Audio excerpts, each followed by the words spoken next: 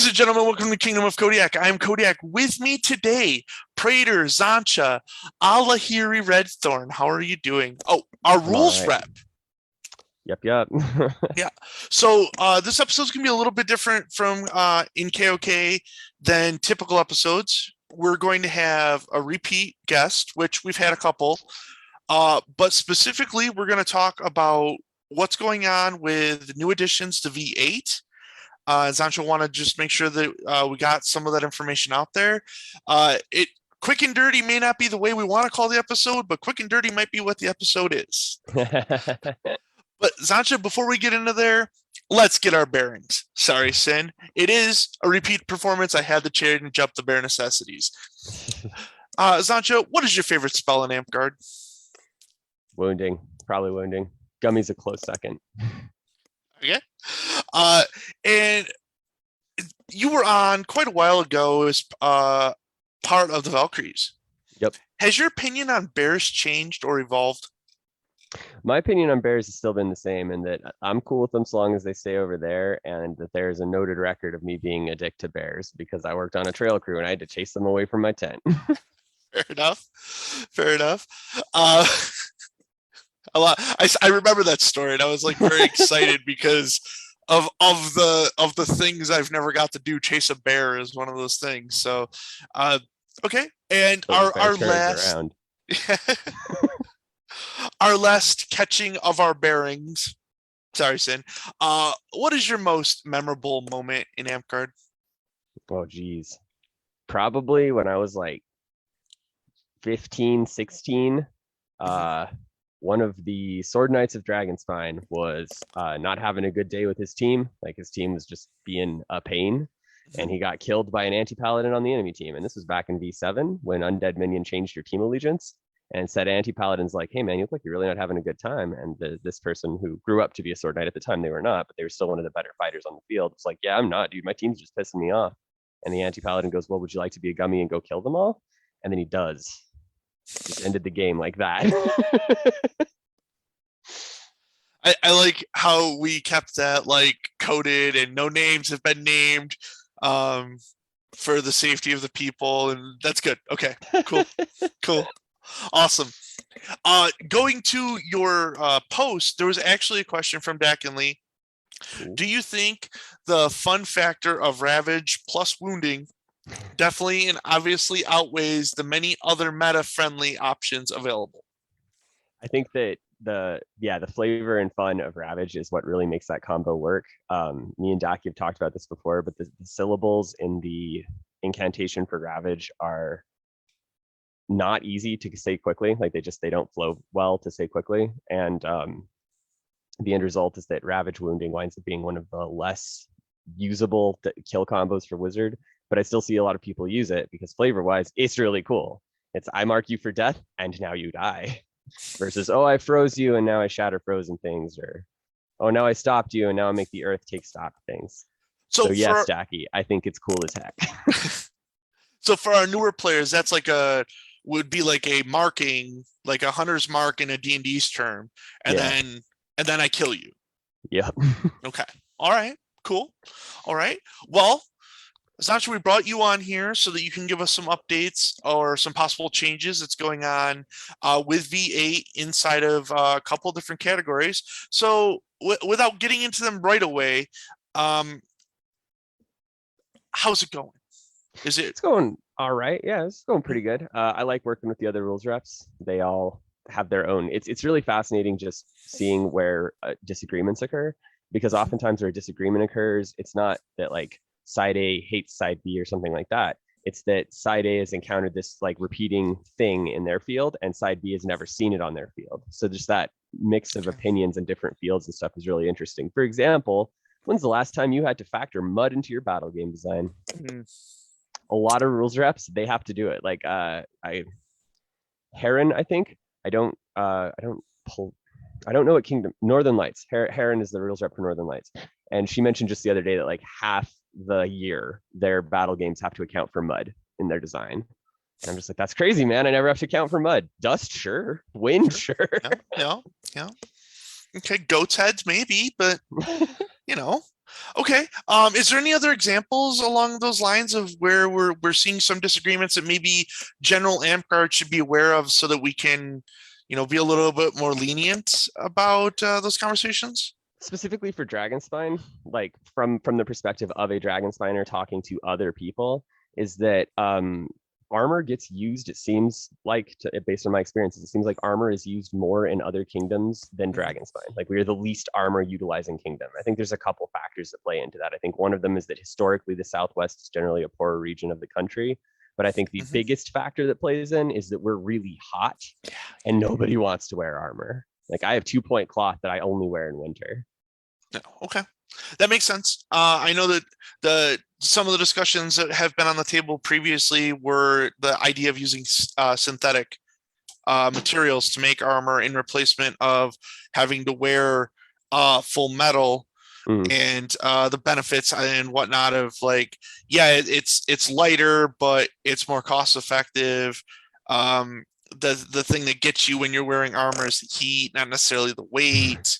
You know, a discussion. So one of the discussions that comes up, at least here, I don't know if maybe you've had the same discussion in Pegasus Valley, is the weight balance loadout issue, right? Like, mm, in the army, U.S. soldiers have to wear a rucksack that is only on their shoulders mm, in roughly the same weight that we would get in the armor sets, which is mm. fully dispersed across the body. And the expectations of being like, well, it's probably the weight, that the weight may be a problem. I don't know. Maybe I'm just making stuff up. I'm not entirely sure. That's not so much a problem as it is like, so this is one of the scenarios where it's like, this isn't a bug, this is a feature. Armor and amp guard is at its current point in a pretty good thing in that if you look at someone and they're wearing cloth, they can't have more than 2 points. If you look at someone wearing leather, they can't have more than 3, chain 4, butted plates 5, full plate 5. So there's this nice visual, I don't have the word. There's this nice visual identification system built in where you're able to, at a glance, have a pretty good idea of what the armor your opponents are wearing can do.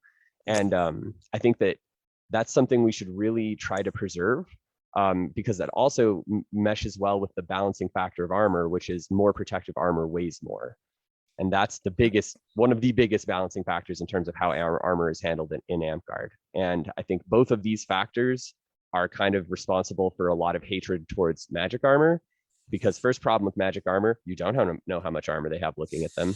And second problem with magic armor, there is no encumbrance at all. And I think the two of those combined lead to a lot of people having problems with magic armor. If we could find a way to make magic armor, even if it didn't have an encumbrance, just visible from a distance, I think that would get rid of a lot of the hatred people have for it. Mm-hmm. I don't have a Yeah. good idea for that, though. My best idea for that would be clear rain ponchos, like slap those on to show that you have ethereal magic armor, but then you look terrible and you're going to overheat. So Yeah. Maybe like safety vests. I don't know. That was the first thing that maybe, popped in my head. Okay. yeah. All right. So when I reached out to you specifically because when we talked about you coming on the show, you're like, I want to come on as the rules rep. I want to talk about some of the stuff that's going on in the rules. Yep. So I reached out to you, an hour ago, Yeah, 45 minutes ago, something like that, and said, what topics do we need to hit? And you brought up 3 classes. Why don't you break those down for us? So what's currently being worked on in the rules rep channel, and just to clarify for everyone, I already said discussed this with Kodiak, but just to clarify for anybody watching, I'm not talking about V9 stuff. V9 is still mostly in a data gathering phase. I'm just talking about V version 8 point something iterations that'll probably be coming soon, because that's where at least the majority of my effort is at the moment.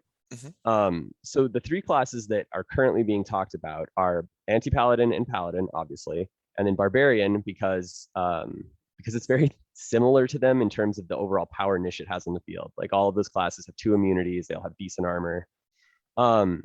So we're just looking at ways to try and make paladin and anti-paladin feel a little better, and just like a quality of life patch would be the best way to describe it, and hopefully let them fill in the niche that they want to inhabit more.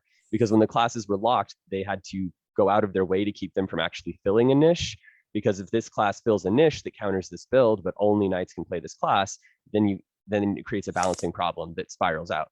Mhm. So the current thinking, and these are suggestions that were, I think, were originally put forward by Heron, and I think they're pretty solid suggestions. They've got a good amount of weight behind them. Is for let's go alphabetically. It's for anti-paladin to trade awe for terror, which is a thematic thing. Terror is a little bit stronger than awe, but anti-paladin's not a very strong class. There's not a whole lot of concern there. So terror, if I remember my Infernal Descendant correctly, terror's up to 50 feet push with a 20-foot cast. Yes. Yeah. I need to double check that to make sure I'm not lying to you. I'm pretty sure. Sounds right. I mean, let's ask Lord Aqua of Dragon Spine Lost Cruises, because he definitely sloughed it on me like 5 times in a row. Thanks, Chase. Appreciate it. So that's one big change for anti-paladin. The other changes for anti-paladin that are, again, just being talked about, nothing's official yet, this is just what we're talking about, are making Steel Life Essence charge 3, because Steel Life Essence has a history of being anti-paladin's gimmick. Back in V7, they were the only class that got it. Well, that's not true, but they were the class that got it, and it was the most iconic for them. And one of the other things is to make Brutal Strike chargeable, such that the Steel Life Essence can then recharge the Brutal Strike. So the overall end result looking at it. Oh, and finally, there's a lot of people who want to swap out Undead Minion for Flame Blade. Now, cards on the table, I like Undead Minion. I think the idea of the Dread Lord with his lackeys is really cool, but Flame Blade actually fits the idea of the class more, and that it's a very selfish melee combatant. Because Steel Life Essence helps you, Poison Weapon helps you, Brutal Strike, sure, it helps your team a little bit, but because it's an in-combat activation, it's going to help you more than anyone. So that's the rationale behind swapping out Undead Minion for Flame Blade on Anti-Paladin, and it seems a lot of reps are in favor of that. Okay. Moving on from Anti-Paladin to its Chiral Mirror Paladin, leaving all alone, leaving immunities alone. They want to make the heal into greater heal. Again, just what we're talking about, but rationale being that it has a faster incant than the actual heal incant. So in theory, it could actually be used more. And the protection from curse and the ability to cut through cursed with the heal on it will directly counter the anti-paladin handing out more brutal strikes. Yeah. And then extend immunities. A lot of people are on board with the idea of changing extend immunities so that it's actually extend immunities and not have some resistances based on my immunities. So just change the resistance factor to an actual immunity. At 4th level, the frequency of res twice per refresh, that's not being changed really. But again, it seems like there's a lot of favor towards moving it to a greater resurrect, again, to deal with more cursed things, and B, because it's a quicker incant. Because that was a problem a couple people identified, is that Paladin wants to be like a frontline healer type thing, but with the incants it has, it just can't. Like, it doesn't have a way to swift res and doesn't have a way to swift heal, and those are the longest incants in the game. So giving them greater versions of it cuts their incant time down, lets them be more on the spot, heal a dude and get back into the fight. It'll change the incant that they would be required to use anyways. So it makes them faster versus someone that has to use the full incant. Yes. But we're still not granting them swift. Yeah. Well, and so it does seem at a surface level like it would just be easier to give Paladin swift. The concern with that is that some of the abilities they have is we don't want to give casters non-caster stuff. Basically, it boils down to first thing. Second thing, and this is just my bias here, just as I'm not speaking for anyone else, but in my experience, metamagics are part of the most problematic parts of the game. Sure. Like they work really well in a vacuum, but then you see people using them in other ways and it just really warps things. So having better solutions than just metamagic is the ideal, is the ideal people want to reach for. And finally, Barbarian, I guess we didn't go alphabetic after all. The proposed changes to a Barbarian so far are pretty small and slim. They are making Brutal Strike chargeable again, and giving them an unlimited Blood and Thunder. Non-stacking, but unlimited. So that they have, in theory, something to augment their armor a little more. Just me, I'm a big fan of taking away the enchantment restriction thing on Barbarians, because that would help. But as it stands now, Barbarian is one of the least powered classes in the game because its play style is so binary. It's really easy for people to figure out when they need to hide from it. And then its biggest, powerfulest ability is just kind of a group shove more than anything. Yeah. Well, so I have to say though, is if we're gonna go with like what the I don't know, the RP style of anti-paladin when we're talking about flame blade versus um help me out here. Flame blade versus Greater undead minion. greater undead minion. Barbarian, I guess, in just like when you first think of a barbarian, maybe it's not the barbarian that we should truly be thinking of, because Conan was well writ and poetic at times, is Mm. the one that is kind of lacking in the intellectual realm, where Mm. enchanting them is hard because they're not mentally prepared to be enchanted. But that would be my argument against. But obviously, with no issues one way or the other. Well, so and it's interesting you mentioned that, because mechanically, the biggest problem with barbarians being able to be enchanted is fight after death. Like, let's say, for example, you're playing barbarian. I throw a gummy enchantment on you. You go fight after death. Now you come right back to me and get right back in the fray. Oh, that's not good. Yeah. Yeah. So if barbarians, and there's been a lot of talk amongst the rules reps about fight after death, and that Mhm. it is generally recognized as being one of the more problematic abilities in the game for a couple key reasons. Reason one being that no matter how you set off this ability, it is an ability that incentivizes you to get a lot done in a short period of time. And so Mhm. that means you are walking right up along the line of what is safe. And there's people, I know a lot of people go out of their ways to fight after death very cleanly and not cause problems, but like Mhm. attaching a timer to physical activity will always add a rush factor, and that Sure. could create a safety issue. Well, yeah, and we found very easy ways to exploit it. Like you Mm-hmm. follow a barbarian into combat, and then you stab them in the back and unleash them upon the other team for 7 seconds. Yep. And since unless we're in a shatter game, that's essentially like we can do that all day. Yeah. Well, twice per refresh, but Well, yeah, and but we can, yeah, that's another problem with fight after death, at least in my book, is that it is the iconic ability of the class, and you get it twice per refresh. hmm And that for just sure. it doesn't feel good generally. If your big boomy ability is one you only get once per game. For me, I don't know. Some people really like having mega bombs like that. Finally, and the biggest problem I can see with fight after death is that it violates basically rule number one in Amtgard. Or not actually rule number one, but like unspoken combat rule. One of the first unspoken combat rules that people pick up is when a target calls dead, they're not a threat. Ignore them. Move along.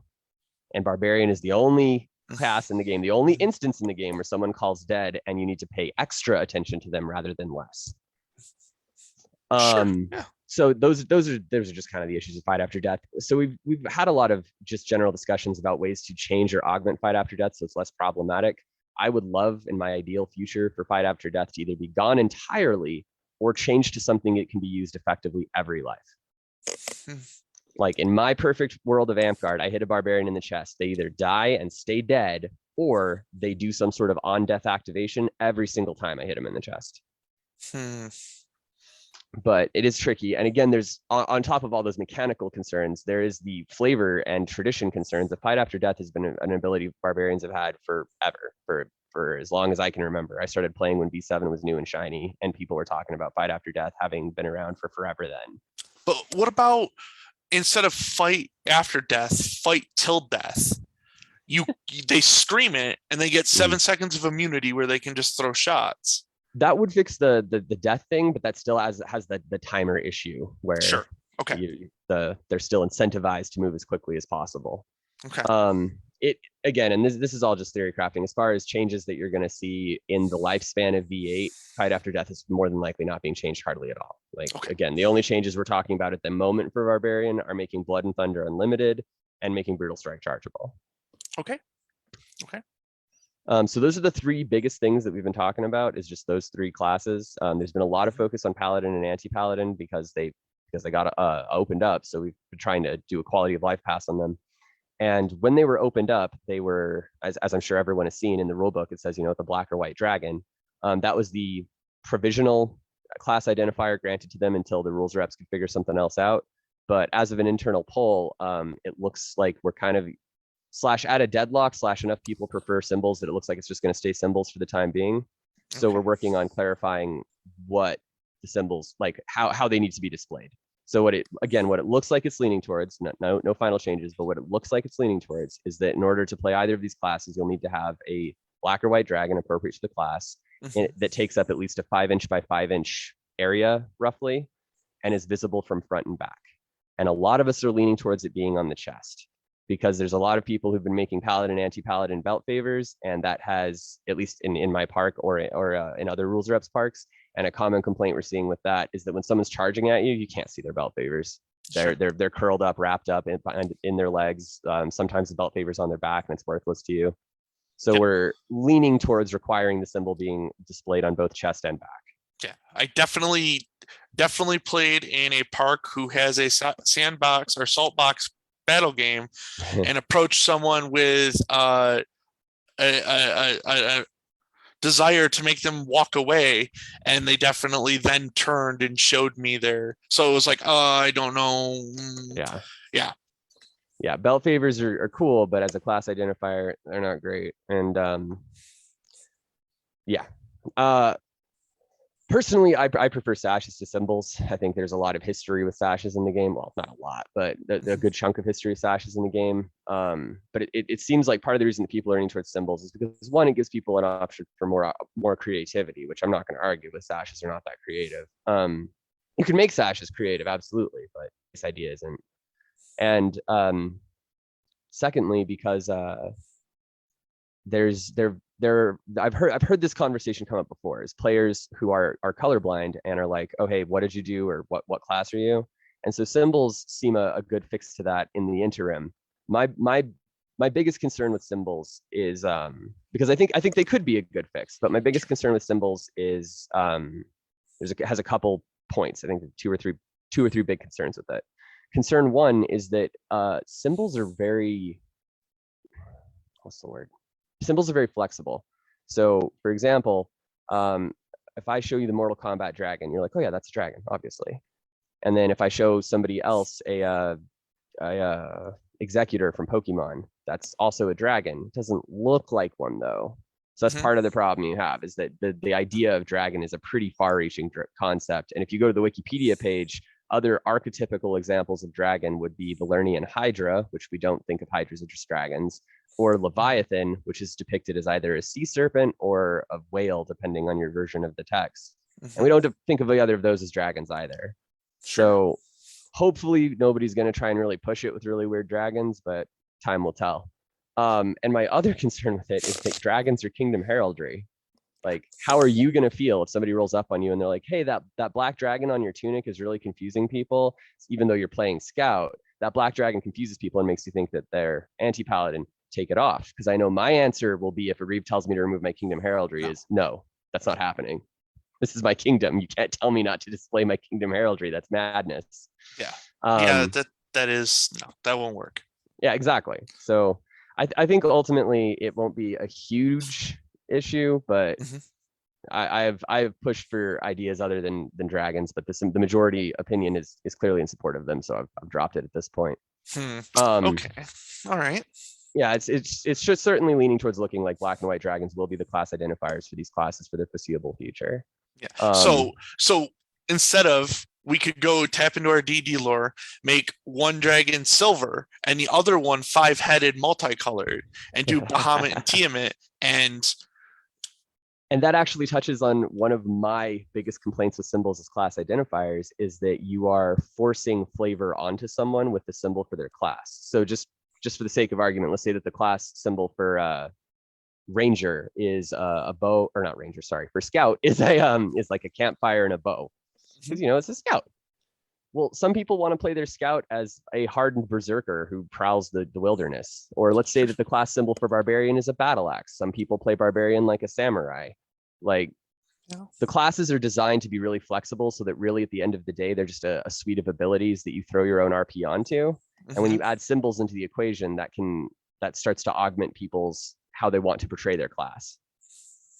Like, if the class identifier for a wizard was always a staff, and somebody wants to play a warlock style wizard who has a short sword in one hand and a long sword in the other, where's their staff? Like, that's fair. I've never thought about it that far in depth, as far as even just like the logos for the classes, but we are depicting one singular version of the image that this class portrays. An interesting point.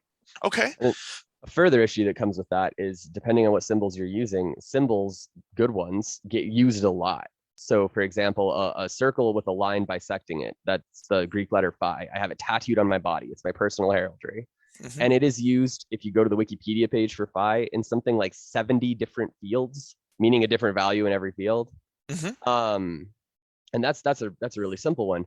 But how awful would it be if we decided that one of the class identifiers was this specific symbol, and then we hear from some park out, at least far from us, let's say in the Northeast, that that symbol is a symbol that a local gang uses. Like, how do they portray their class without actually risking their health and safety? Sure. So that's the concern I have with symbols. A similar concern can be levied at colors. I know that gangs and other organizations have used colors as representative before. So Mhm.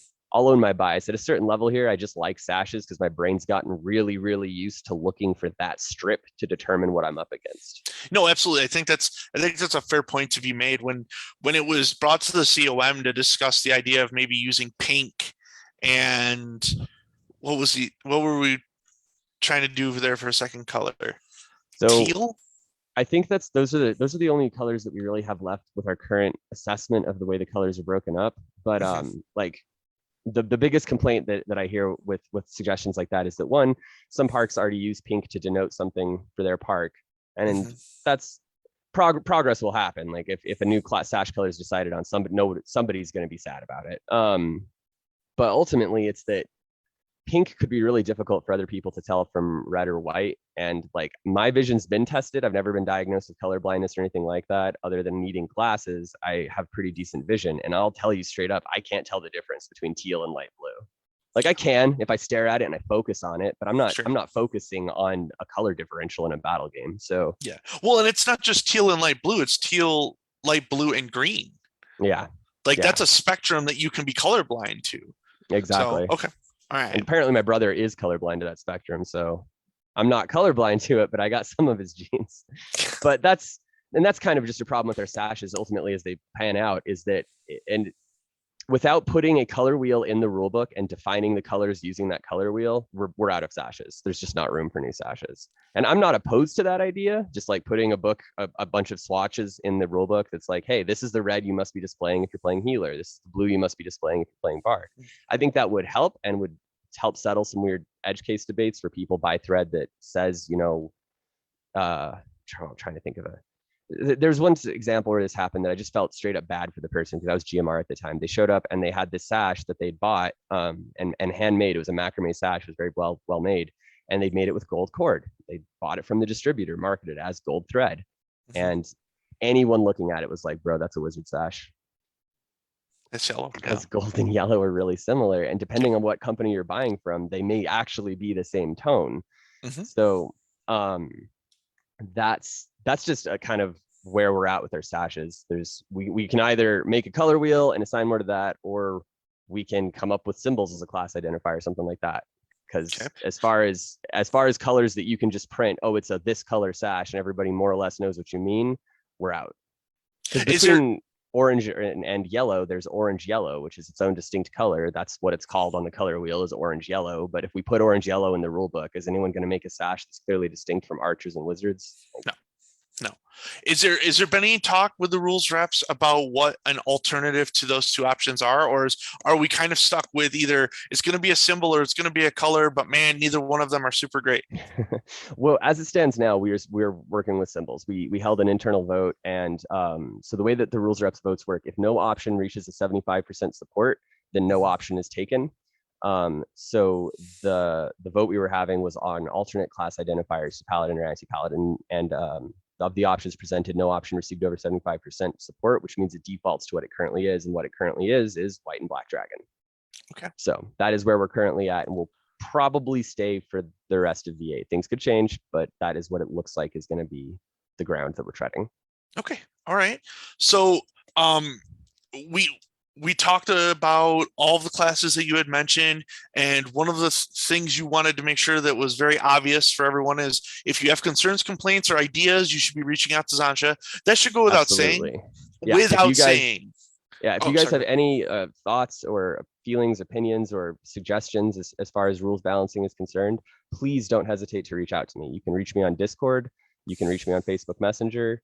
If you can't find me through either of those options, you can post on the Dragonspine page and just be like, hey, I'm looking for Xantcha, and I will respond to you and I will PM you and be like, hey, what up? Because the name of the job is rules representative, and it's my job to represent Dragonspine's perspective on the rules. And I try to do the best I can on that and just echo the sentiments that I've grown up around for, oh God, I've been playing Amcard for so long, I feel old. Well, that actually ties into the next thing too, which is participation in the surveys. We can go to you and we can give you our ideas, but when teams are putting out the surveys to get your information about how you feel moving forward, V8 and beyond, we need as a populace to be going out to do those surveys. Yeah, all those surveys you guys are seeing, I know it can get kind of annoying. I used to have a job where my job was to just try and get people to do surveys, and I understand it is frustrating to every time you turn around have somebody being like, hey, do this survey. But that is the best possible resource anyone in Amcard has for making their opinion known in regards to rules revision processes or the next edition of the rules, because they use those a lot. And those surveys will be seen by a lot more people than anything I can possibly do for you. You can contact me with the best idea in ever for Barbarian, the perfect archetypical Barbarian. We'll never change it. This is the best possible layout for the class. And I can spread that as far as my voice will reach, which is across the V9 server and the rules rep server. But if you put it in a class survey, it's going to stretch across both those surveys, or both of those servers, pardon my language, and it will further stretch across multitudes of Amcard. People can see it. That data is written down and easy to access. For sure. So please, anybody, if you've been thinking about doing those surveys, please do them. Our engagement on them is less than was anticipated. And if you break down into the demographics, it's strange. The number of responses we've received from people who identify as masculine eclipses all other responses. So if you don't consider yourself in the masculine category and you're listening to this interview and you've been thinking about doing those surveys, please, dear God, do them. The more perspectives we have, the better the rules can be. For sure. For sure. We were drastically close to not even meeting the minimum population requirements and then we put a big boost out, and then they're decent surveys. They're fun to fill out. They're fun to think about and be like, yeah, what power scale would I give this class if I had to? And with the classes that you've brought up, those are the three that typically for me, I mean, giving the information from my surveys, those are typically the three that get the lowest ratings. Now I've never got to experience Paladin or anti-Paladin firsthand, but it's almost a consensus in the game that Barbarian is the worst class power wise. It's very situational. Yeah, it's a situational class at best. Give it Ranger. There are people that miss Barbarian having bows. Back in V7, they got bows, and there are some folks who really miss that. For sure. Okay, so we have peeled through the three classes you wanted to talk about, made sure that we talked about surveys, made sure that we're making sure. Xantcha, if there was one rule that you would like to change that you haven't previously talked about on this list, what would you like to see before V8 becomes V9? I'd like to see some way to deal with the frost meta, and I'm sure you know what I mean by that. Ice Ball is really strong. Icy Blast is really strong. An easy fix for Icy Blast would be to either make it more expensive for casters to take, or to change its school to command. Its school is originally set as spirit, sorcery. Sorry, its school is originally set as sorcery because people wanted there to be a single crowd control spell that people couldn't walk away from in any capacity. But it being sorcery and able to affect anyone except for void touched enchanted folks is making it a bit of a problem. And that's what's led to it being kind of near the top of the natural meta. And Ice Ball, there was one suggestion that came up on the rules rep server regarding Ice Ball that I'm really a fan of, which is to remove the engulfing effect from Ice Ball and add an ignores armor effect to it. So if an Ice Ball, so with the sum total of those changes, if an Ice Ball hit you on your armor or body anywhere, you're frozen. If it hits your weapons, you're not. And I think that would do a lot to make Ice Ball not the dominant spell ball. But that means if it hits a shield, it's not either. Yeah, it would be nothing. Yeah, so people rocking the big old shields are now essentially immune to Ice Ball. Yeah, warrior Yeah. and pally and anti-pally. It would be a strong buff to all three of those against ice Oh, balls. Yes.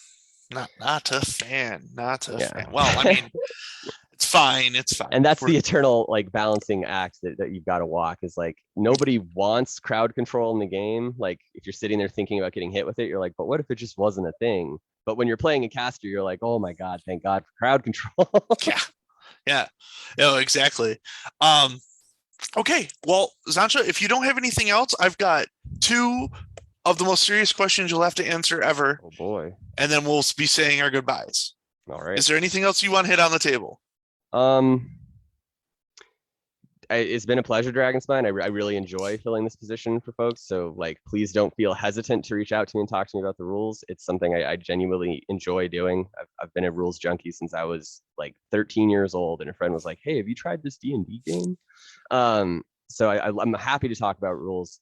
There are some times where people will come to me with an idea or a suggestion. I'm like, "That's really cool." I can't bring that up because it either attacks like a cultural cornerstone where people are just going to be like, absolutely not, or it's such a ambitious idea that it would be more part of like a full rules change like V9 rather than V8. And again, as far as the actual thinking of what's going to happen in V9 compared to V8, a lot of that hasn't evolved yet because we want as much survey data as possible.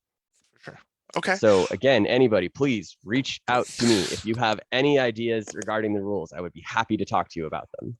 Well, now that you've mentioned it, before we get to these questions, the hardest questions you'll ever answer, which there's actually three of them. I lied. I want to test your knowledge of the rules a little bit here, if I could, Xantcha. Go for it. Yeah. Give me your here's top my phone out of the way. Give me your top three metas. Frost. Whether it's through druids or wizards, you're going to have a frost build net, or healers. You're going to have on any given game somebody out there who's just slinging ice everywhere, unless everyone's agreed to be nice and nobody slings ice. I have seen that happen a couple times. Oh, okay. Well, where people are like, dude, ice is such a predominant meta. Let's all just agree to not take it. And all the other casters are like, sure. Next highest thing you're going to see in the meta, AON. Like if you're that is the strongest druid build. In terms of its effect, and I'd say every third battle game I play, there's an AON and they're just tearing things apart. And it's like, look, who has dispels? Just harass them. That's your job now. And third most powerful thing in the meta, that's where it gets a little murky. Before Paladin and Anti-Paladin were opened, I would have said Bard. Just straight up, I would have said Bard. The Bard. Okay. Yeah, just Bard. Bard is really strong. It's got 2 points of armor. It's got good crowd control. It's got men's built into its kit. It's even got a heal built into its kit. Battlefield Triage is not a good heal, but it has it if it really, really, truly needs it. And it's got songs. So no matter what your circumstance is, you've got a choice of around 5 or 6 different enchantments you can swap on that fast. And that makes Bard really good. Bard is what I played in Maze this last year, and I had a fantastic time. Yeah. However, what I noticed both in Maze this year and have noticed since Paladin and Anti-Paladin have been opened is that Bard got a huge nerf by the existence of these classes. Because it used to be 1 out of 10 classes that the average Amp-Guarder could play would be utterly immune to Barbarian, because every crowd control they have is command. Now it's 3 out of 12. A quarter of the classes in the game can just laugh at a Bard. And that has kind of fixed it, because before I felt like Bard was kind of on the edge of being a little too good and needing some like balancing done to it. But just those classes being playable has solved it. I'm not seeing Bards lock down fields like I used to. Wow. Okay. So I don't know what I'd tell you as a third now. I know what it would have been a couple months ago, but now anybody's game. Awesome. I love it. Your knowledge has been proven, Xantcha. You have earned these 3 questions. Morgan would like to know if you could meet any one famous person, or if you could invite one famous person to a house party, who would it be and why? Is it Tim Curry? Alive or dead? It would be my follow-up. Ooh. I would invite Tim Curry to just about any house party I was throwing because Tim Curry is awesome. He voiced one of my favorite animated villains when I was a kid, Exus from Fern Gully. But Tim Curry has an incredible range, and I think does a really good job portraying villains or otherwise kooky or weird characters. And it's something I really appreciate about Tim Curry. However, if I could invite anybody living or dead to a house party just to chill with, it'd be Descartes. I've wanted to sit down and just chew Descartes' brain since 9th grade philosophy course I took. Like, okay, all right. I did go darker than I thought you were going, or than what you turned out to be, because I thought you were talking about Tim Curry being dead or alive, and would you hang out with him? And I was like, Oh, but all right. Devrick is sitting next to me and will not let me go until I ask you which one is better, Baja Blast or Code Red. As somebody who quit drinking soda in the last year, Baja Blast, obviously.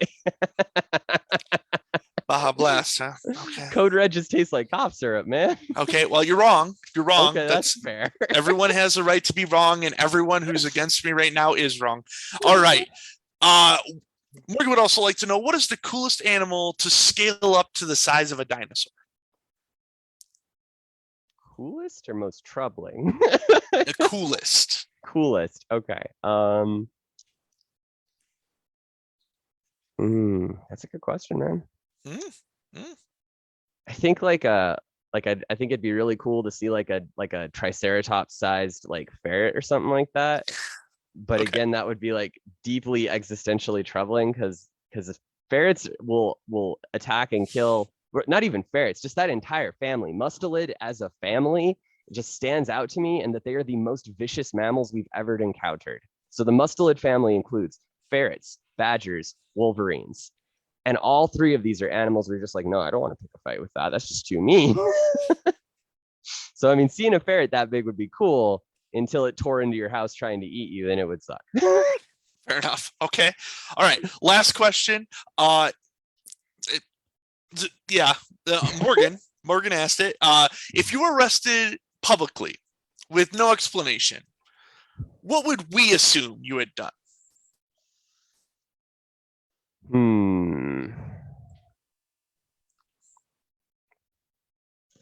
Fomenting revolutionary thinking, probably. Actually, no. It would be the same thing that Socrates is arrested for, corrupting the youth, because I feel like critical thinking is a skill that our schools do not put nearly enough time and effort into teaching people.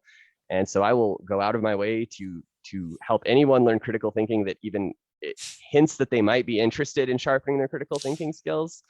And that sure seems like what Socrates was eventually put to death for. For sure. That's one possible take of it. There are other possible takes of that historical event, but sure, yeah, that's the one I like. Okay, fantastic. Xantcha, thank you so much for coming on. If you just bear with me through some announcements, we'll say our goodbyes. Absolutely. Awesome. Dragon Spine, Redbubble. If you have watched me, because I have been live on someone's channel for the last 3 days, including my own, I have been pimping this Redbubble for the Kingdom of Dragon Spine. Our kingdom needs coffers, and our coffers need money bad. This is going to be one of our first full year where we are entirely reliant on the kingdom to be able to have kingdom events. So Redbubble's one thing that we're doing. You can go on there. Subject of Redbubble. Sorry to interrupt. I couldn't find it when I was looking on Redbubble, and I want to know if this is user error or if it's not there. Do they have shirts with just the Dragon Spine Kingdom heraldry on them, just the mountains and the dragon? I believe so. Yes. Okay, then it's user error, because I want to buy a shirt that just has the Dragon Spine heraldry on it. Well, I mean, why stop there when you could get a Kingdom of Kodiak official pin or an Order of the Ash duffel bag? Dragon Spine, cool. Go do this. It'll help our kingdom. Secondly, another way you can help our kingdom, there's a fundraiser going on right now where there are 3 teams that are essentially saying, hey, the more money you throw at us that goes to the kingdom, the stupider we're willing to be for you. So far, I am going to be doing the 1 chip challenge, the hottest hot sauce challenge. I'm going to get an ice bucket challenge. I'm going to get a pie in the face. I'm going to have to wear Crocs to the next 5 Amp Guard events, and you, the people, get to pick those colors. And if we get to $300, Devrick is going to cut my ponytail off with a sword. Live with a sword. With a sword. Live on camera.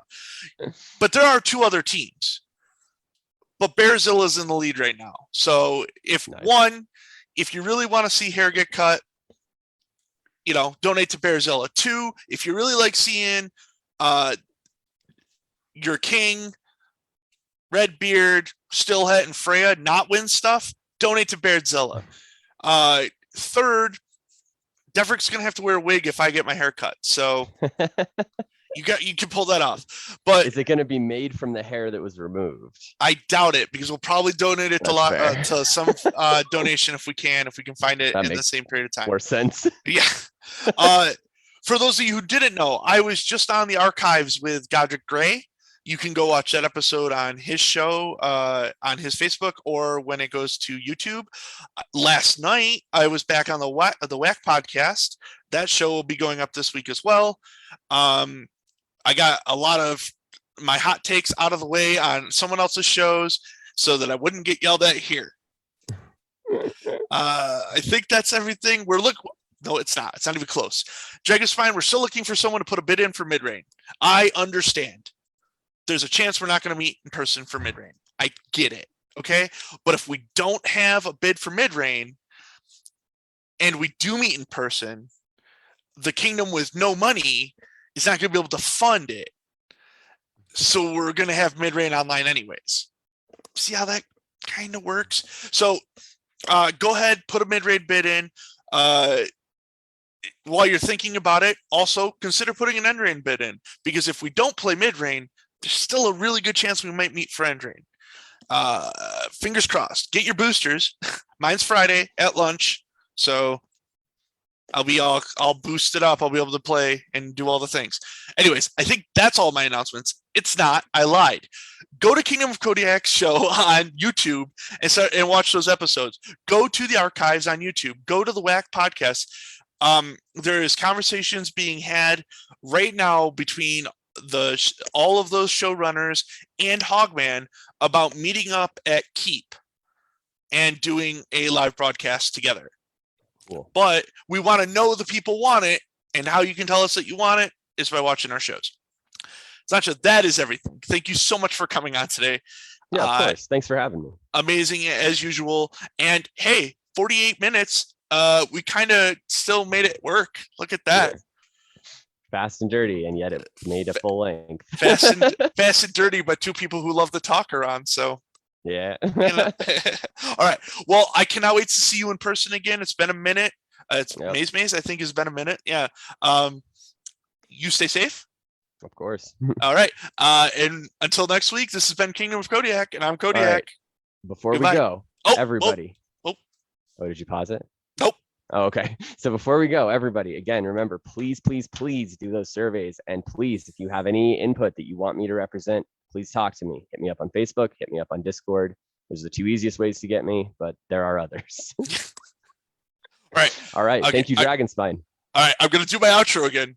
I'm sorry. I messed it all up. I know. Not a problem. Until next week, this has been Kingdom of Kodiak, and I'm Kodiak.